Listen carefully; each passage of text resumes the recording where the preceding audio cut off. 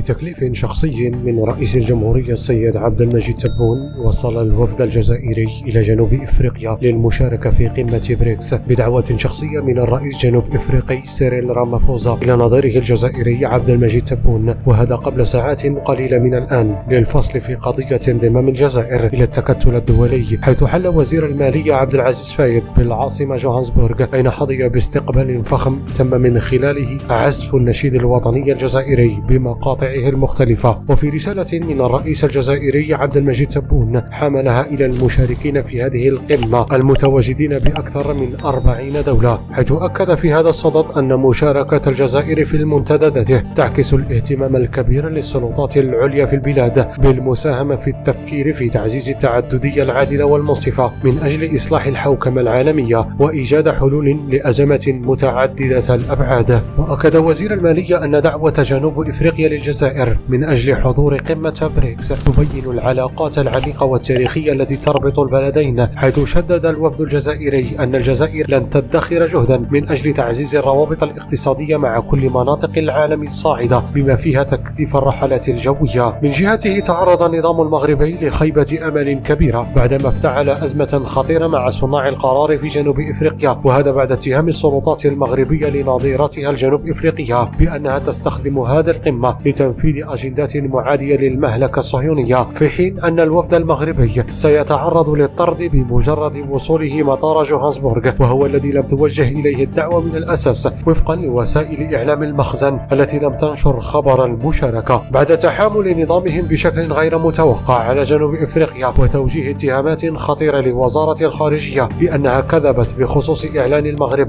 نيته الانضمام إلى تكتل بريكس، وهو الذي قوبل بالرفض قبل أن ينوي الترشح من الأساس.